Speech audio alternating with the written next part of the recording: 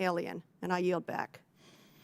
Gentleman yields back, and Ms. Wagner is recognized. I thank you, Mr. Chairman. I thank our witnesses for their expertise. I find some of this conversation absurd also. We're talking about 1,000 children. We're talking about a period of time of 3 to 4 weeks. Well, I know the last administration was working out protocols to keep families together. Yet, we have an administration now that has lost 85 to 100,000 children to cartels and trafficking and gangs and sex exploitation. It's just incompatible to me. So, Secretary Wolf, I agree. And let me reiterate, Secretary Wolf, and I am sorry that you were politically and personally attacked and that one of my colleagues had the nerve to even bring your children into it. I apologize to you, sir. Thank you. Let me just say I agree that this crisis is not a funding problem. It is a policy problem. And it's a huge national security risk, and it's a huge humanitarian atrocity. Earlier this year, this committee advanced legislation to codify the previous administration's migrant protection programs and the asylum cooperative agreements. These policies worked because they required migrants and asylum seekers to follow the law, to remain in Mexico for the first safe country while their claims were pending. Do you believe that codifying MPP and ACA into law, as opposed to the executive order that was used before, could make a significant impact in addressing illegal migration crises that's at our southern border? Well, absolutely. Codifying the ACAs or the asylum cooperative agreements, I think, is a good step forward. MPP is already in law, so you can certainly mandate it because it is an option right now. So I think both of those together are very, very important programs. And to that point, I'd say, sir, Secretary and Mr. Hamilton, per the CBP's website, believe it or not, the current administration is still using MPP. Listen to this, although at a much, much smaller scale. Its data shows that 147 migrants were returned to Mexico through MPP last month.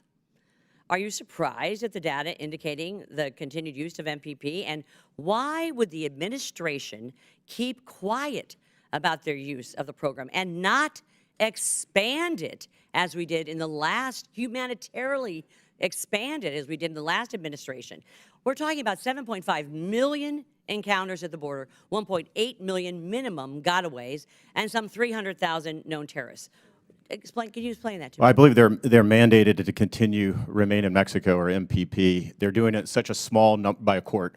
They're doing it in such small numbers that it's virtually ineffective. It's an ineffective program. Correct. Because you have to do it across the board, because the cartels know where you're doing it, where you're not doing it, and will adjust their procedures accordingly. I think just to take 2 seconds here, this idea that we're somehow against immigrants is just a falsity. Absurd. We are the most welcoming. We naturalize a million a year that come here legally, as my ancestors did. So I just wanted to be clear on that. We are the most welcoming nation, and we will continue to be. This is about illegal activity. Correct. And if certain members want to excuse the illegal activity, I just would say I'm not going to be a part of that. Let me just go on. We have obviously a full-blown humanitarian crisis. It's unfolded here, resulting in an explosion in deadly fentanyl trafficking, and it is coming in via cartels and those that are being trafficked through our borders, okay? Human trafficking, rampant violence against women and children. The Biden administration's policy blunders are directly responsible for this tragic and out-of-control situation. You know, I recently read a report in which the regional director for Latin America from the International Coalition Against Trafficking in Women stated that up to 60% of Latin American children attempting to cross our southern border are caught by cartels and then exploited in child sexual abuse material, also known as child pornography. This is heartbreaking and is utterly unacceptable. Mr. Wolf, based on your experience leading the Department of Homeland Security as Secretary, can you speak to the dangers of sexual violence, particularly facing children, during the trek to our southern border? Well, absolutely. They're subjected to any number of abuse, rape, worse, murder. The journey that they embark on is one that, you know, it's incomprehensible. And so the idea during the Trump administration, and I think what most Americans would agree with, is let's not subject those children or individuals or adults or really anyone to that dangerous journey. Let's make sure that we give them the protections, if they truly need it, closest to home. I thank you. I thank you for your service. I thank you for the sacrifice of your families and others, and for saving others here in America, as my friend Mr. Wilson said earlier. Mr. Chair, my time's expired, and I yield back. Generally yields. Chair recognizes Mr. Connolly.